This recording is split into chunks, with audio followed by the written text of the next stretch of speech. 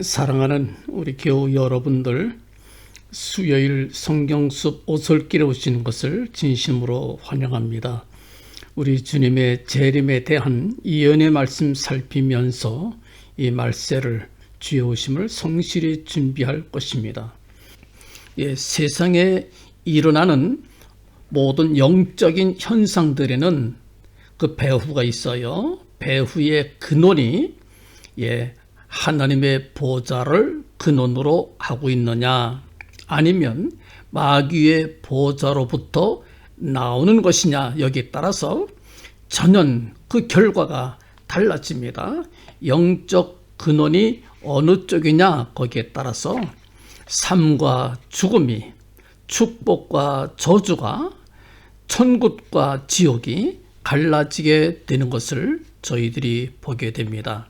하나님의 보좌로부터 말할 수 없는 복이 저희들에게 임하고 생명이 그곳에서 나오고 우리에게 말할 수 없는 하나님의 거룩한 약속과 기업과 하나님의 영광이 임하는 것을 저희들이 보게 됩니다. 그러나 마귀의 보좌로부터 나오는 것은 저주예요. 멸망입니다. 지옥불로 빠질 수밖에 없는 영원한 멸망에 빠지게 되는 것을 저희들이 보게 됩니다. 우선 하나님의 보좌를 한번 여러분들 성경 말씀 통해서 살펴봅시다.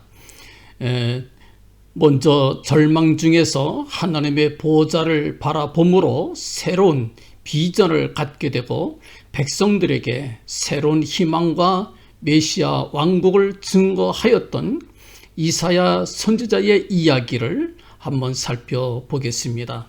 이사야 6장 1절부터 3절에 이렇게 말씀을 합니다. 우시야 왕의 죽던 해에 내가 본즉 주께서 높이 들린 보좌에 앉으셨는데 그 옷자락은 성전에 가득하였고 스랍들은 모셔 섰는데 각기 6날개가 있어 그 둘로는 그 발을 가리웠고 그 둘로는 날며 서로 창화하여 가로되 거룩하다 거룩하다 거룩하다 만군의 여호와여 그 영광이 온 땅에 충만하도다 말씀을 하였습니다. 우시야 왕이 죽던 해라고 하는 이 말 속에는 많은 의미가 포함되어져 있습니다. 이스라엘의 병거요, 산성이요, 영광과도 같았던 우시야 왕이 죽고 말았습니다. 인심이 크게 동요했고 나라의 터가 근본적으로 흔들리는 것 같았습니다. 그 때문에 주변의 여러 민족과 족속들이 예루살렘과 그 성읍들을 엿보기 시작하였습니다. 이스라엘의 운명은 마치 풍전등화와 같이 불안한 상황에 놓여 있었습니다. 이러한 때에 이사야는 답답한 마음으로 성전에 올라가 하나님께 눈물로 부르짖게 되었는데 이때에 하나님께서는 그를 성령으로 감동시키셔서 그에게 하늘의 보좌를 보여주셨습니다.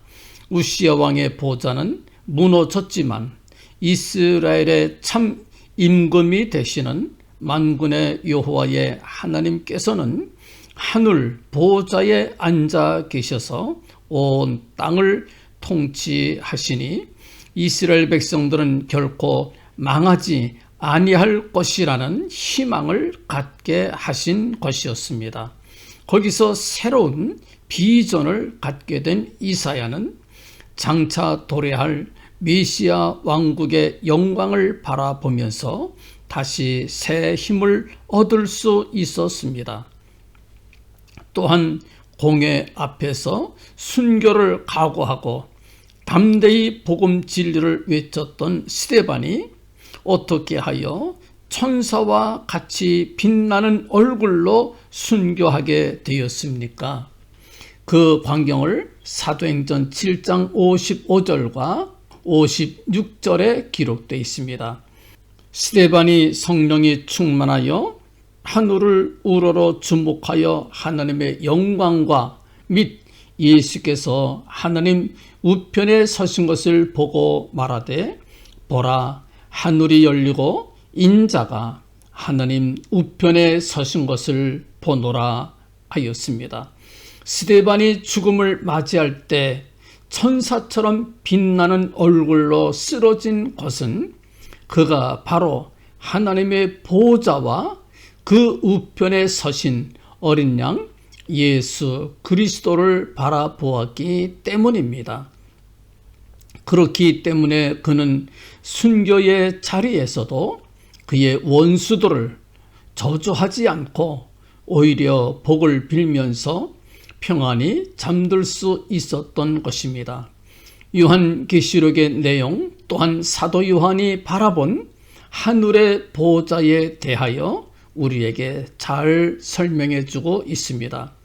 요한계시록 4장 1절과 2절에 보면 이 일 후에 내가 보니 하늘에 열린 문이 있는데 내가 들은 바 처음에 내게 말하던 나팔소리 같은 그 음성이 가로되 이리로 올라오라 이후에 마땅히 될 일을 내가 네게 보이리라 하시더라. 내가 곧 성령에 감동하였더니 보라 하늘에 보호자를 베풀었고 그 보호자 위에 앉으신 이가 있는데 말씀해 주셨습니다. 사도 요한 당시 유대의 상황은 로마의 극심한 박해 아래 있었습니다. 베드로와 바울은 이미 순교를 당했고 사도 요한도 잡혀서 반모섬에 끌려가 있었습니다. 주의 성도들은 날마다 무참히 학살당하거나 발붙일 곳 찾아 쫓겨다니는 형편이었습니다. 이러한 상황 속에 사도 요한이 하나님께 부르짖을 때에 그는 성령의 감동하심을 입어 하늘에 보호자를 베푸시고 그 위에 앉아 계신 하나님의 영광을 보게 되었습니다. 세상 나라와 그 권세는 반드시 무너질 것이다.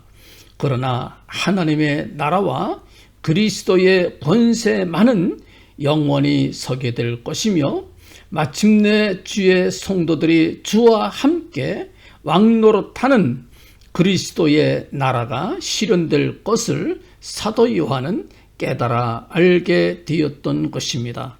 이처럼 하나님의 보호자를 바라본 사람마다 절망적인 상황 속에서도 새 힘을 얻었고 위로부터 임하시는 소망과 위로로 말미암아 하나님께 찬양을 드릴 수가 있었습니다. 이제 마귀의 보좌를 또 한번 살펴봅시다. 이와는 반대로 마귀의 보좌로 인한 영적인 역사도 있습니다. 거짓 선지자나 사단의 영으로 말하는 자들은 모두 마귀의 보좌에서부터 나오는 힘으로 역사하는 자들입니다. 이들의 목적은 사람들로 하여금 하나님의 명령에 순종하지 못하도록 미혹하여 타락시키는 것에 있습니다. 즉 하나님이 세우시고 함께 하시는 종들을 대적하고 복음 진리를 믿지 못하도록 방해하고 있는 것입니다. 사도행전 13장 6절에서 8절을 보면 온 섬 가운데로 지나서 바보에 이르러 바 예수라 하는 유대인 거짓 선지자 박수를 만나니 그가 총독 서기오 바울과 함께 있으니 서기오 바울은 지혜 있는 사람이라 바나바와 사울을 불러 하나님의 말씀을 듣고자 하더라. 이 박수 엘루마는 이 이름을 번역하면 박수라 저희를 대적하여 총독으로 믿지 못하게 힘쓰니 말씀해 주셨습니다. 이러한 거짓 영의 역사는 모세와 대적했던 애굽의 바로 왕의 행적을 통해서도 우리가 찾아볼 수 있겠습니다. 하나님의 사람 모세가 바로의 왕궁에 들어가 자기 백성을 풀어주기를 요청했지만 바로는 듣지 아니하였습니다. 이때 모세는 하나님이 자기를 보내신 것과 또한 자기가 전한 말이 하나님께로서 말미암은 것임을 믿게 하기 위하여 지팡이를 던져 뱀이 되게 하였습니다. 이것을 본 바로가 모세의 말을 믿으려 할 때에 거짓 선지자인 얀네와 얌브레가 나서서 모세의 말을 믿지 못하도록 방해하였습니다. 이처럼 마귀의 보좌로 말미암은 역사는 하나님의 말씀을 믿고 순종하지 못하도록 방해하는 것입니다. 이와 함께 우리는 앞으로 역사상 등장할 적그리스도가 마귀로부터 능력과 보좌와 큰 권세를 받아 정해진 날 동안 성도와 교회를 박해할 것을 우리는 알고 있습니다. 그날을 앞에 둔 우리들은 능히 하나님의 보좌로 말미암은 성령의 역사와 또 마귀의 보좌로 인한 영적인 역사를 잘 분별할 수 있어야 될 것입니다. 요한계시록 13장 2절에 말씀합니다. 내가 본 짐승은 표범과 비슷하고 그 발은 곰의 발 같고 그 입은 사자의 입 같은데 용이 자기의 능력과 보좌와 큰 권세를 그에게 주었더라 말씀하였습니다. 그러므로 보좌를 바라보거나 보좌와 통하려면 하늘의 보좌와 통해야만 될 것입니다. 하나님을 대적하고 교회를 파괴하며 성도들을 지상에서 멸절시키려고 하는 사단의 보좌와 통해서는 결코 안 될 것입니다. 하나님의 보좌만을 사모하고 하나님의 보좌로부터 나오는 말씀, 하나님의 보좌로부터 나오는 생명의 역사에 우리가 모두 동참할 수 있기를 간절히 바랍니다. 사단의 보좌로부터 나오는 모든 것을 우리가 바르게 분별하여 물리쳐야 될 것입니다. 악한 영들의 역사입니다. 미혹의 역사입니다. 사단의 역사입니다. 모두 물리치고 우리는 하나님의 보좌에서 우리에게 베풀어 주시는 성령의 뜨거우신 역사를 체험하고 의지하고 순종하며 따르게 될 것입니다. 여러분들도 한 주간도 주님의 은혜가 여러분들과 함께 하시기를 간절히 축원합니다. 아멘.